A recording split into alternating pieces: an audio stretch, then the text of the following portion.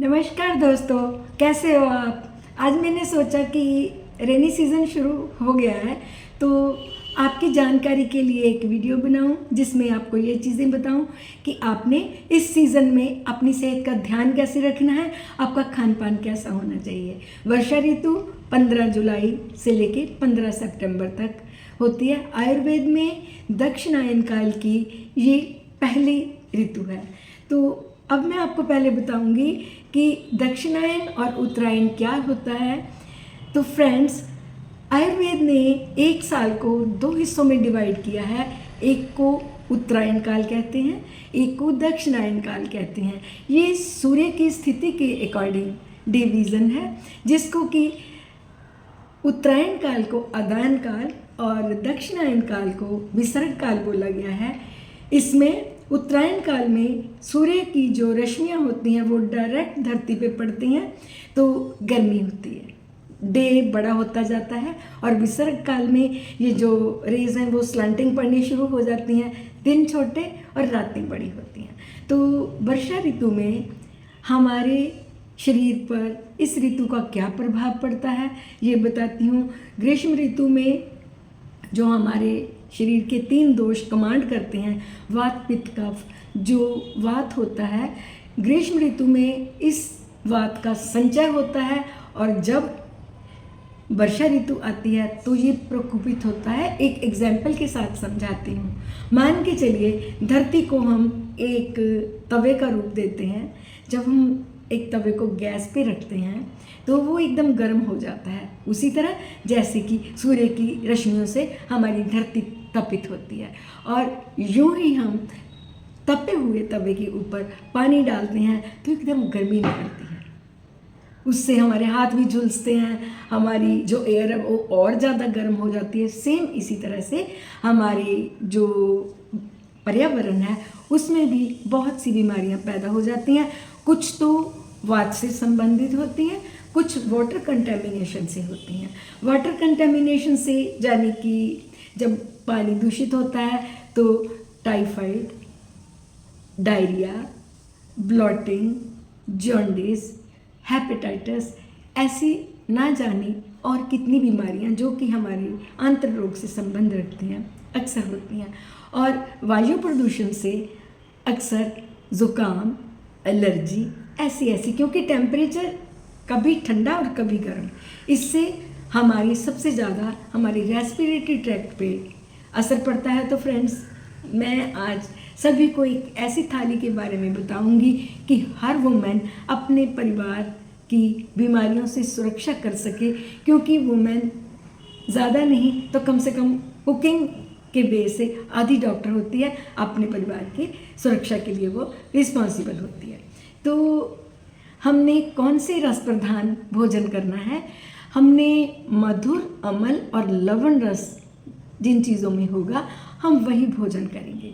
जैसे कि मिठास भरे फल होते हैं इसमें और खट्टे फल भी होते हैं। और नमक जो है, नमक में हमने आयुर्वेदिक रूप से देखा जाए तो हमने सेंधा नमक को यूज़ करना है, काला नमक भी यूज़ कर सकते हैं। तो मैं आपको बताती हूँ कि सबसे पहले पानी पियाती हूँ, क्योंकि जब भी हम भोजन करते हैं तो एक गिलास हमारे साथ पानी भी होता है।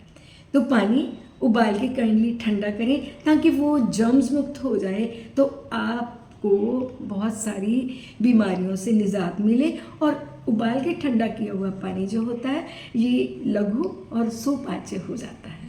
तो दिन की शुरुआत भी मैं ऐसे ही बोलूँगी कि 1 गिलास गुनगुने पानी से शुरू करें ताकि आपकी सारी बॉडी जो है वो डिटॉक्स हो जाए।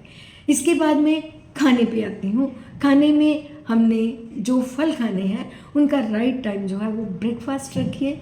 उसमें आप अपनी इच्छा के सीजनल फ्रूट्स को ले सकते हैं। जो डायबिटिक हैं वो ज़्यादा मीठे फल ना लें, तो जो नॉन डायबिटिक है वो अपने ब्रेकफास्ट जो है वो फलों से कर सकते हैं। इसके बाद में दोपहर का खाना आएगा। आयुर्वेद कहता है कि आपने अपने सीरियल्स की जगह में आपने क्या लेना है, 1 साल पुरानी गेहूँ या 1 साल पुराने चावल। ऐसा क्यों?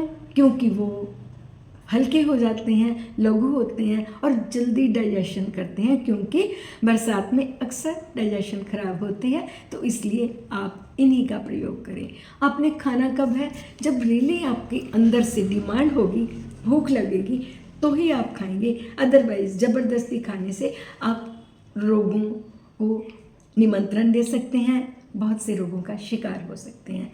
तो आपने इस टाइम में वात प्रकोप होता है, तो वात का शामक सर्वोत्तम तेल बोला गया है, वो भी तिल का तेल।